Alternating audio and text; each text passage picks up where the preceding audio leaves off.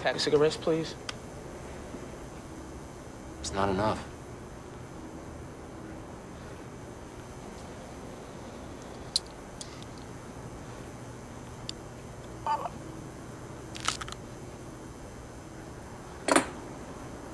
What's a pack of smokes cost? Your teeth. Smoking can cause serious gum disease that makes you more likely to lose them. This is how society has been conditioned to think about smoking. The following is what they know about the change in our climate.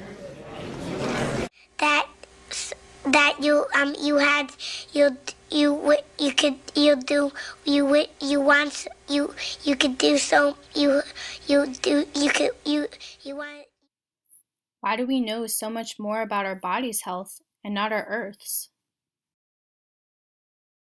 We've learned the risks from smoking and how those can affect our body.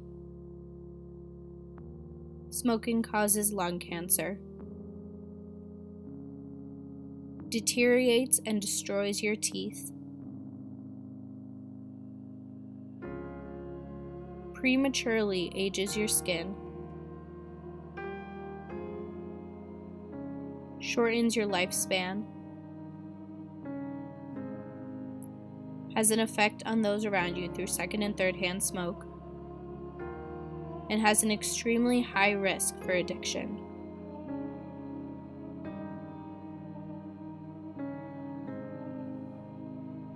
Smoking is the #1 preventable cause of death in the US and worldwide. So why aren't people talking about the Earth's #1 preventable death?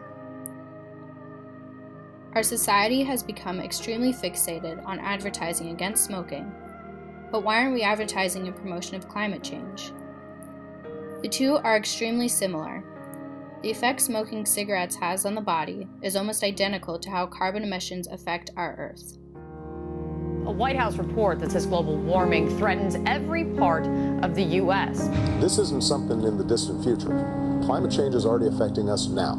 There's that Gallup poll that came out last month, which found 1 in 4 Americans is skeptical of all the effects of climate change and thinks this issue's been exaggerated. The debate on climate change should not be whether or not it exists, it's what we should do about it. There is a mountain of research on this topic. Global temperatures are rising, heat waves are becoming more common, sea surface temperatures are also rising, glaciers are melting. A survey of thousands of scientific papers that took a position on climate change found that 97% endorsed the position that humans are causing global warming. You're saying that you accept that climate change is happening? I do accept climate change is happening. I do.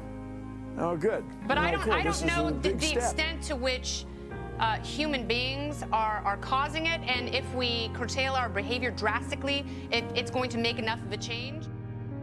So where's the comparison between the two?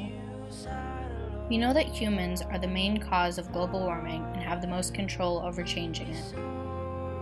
When we think about smoking and effects on others, we immediately think of second and third hand smoke. Secondhand smoke is the effect a smoker has on the people they are around while smoking. It can cause those to undergo similar effects as the smoker. Recent studies have shown that smokers can also affect others while not even smoking in the same room, simply by carrying the odors and remnants of cigarettes on their clothes and hair. This is referred to as third-hand smoke, which can also have serious effects on those victim to it. So how does this relate to climate change? Let's say people in your family use up loads of electricity. Your parents are subject to the effects when it comes time to pay the bill, just like the effects of secondhand smoke. Those living on islands who don't output as much carbon as larger countries are more affected by our high electricity use because global warming can affect them first, similar to third-hand smoke. There are approximately 600 ingredients in cigarettes. When burned, they create more than 7,000 chemicals. Benzene is a known carcinogen and perhaps the most fatal compound found in cigarettes. It is commonly used in gasoline and pesticides.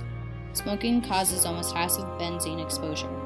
Anemia, genetic damage, and excessive bleeding are also ailments that can be caused by this compound.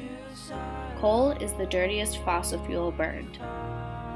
It is the worst for our climate and is equivalent to benzene. We know that smoking is a cycle. The more you smoke, the higher your capacity for addiction. This endless cycle of cause and effect is very similar to a climate change effect called feedback. Feedback can cause certain effects on a specific climate change process. The albedo effect defines that as greenhouse gases create a blanket around the Earth, the globe heats up and the polar ice caps are more likely to melt. When all of the ice is melting, the rays from the sun can no longer reflect off of the ice because there is no ice. Instead, the solar energy absorbs into the ocean, which in turn heats up even more and causes more ice caps to melt. It is indeed a vicious cycle.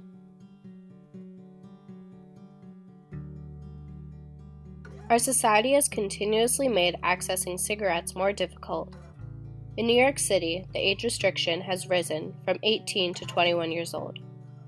60 years ago, cigarettes cost less than $1.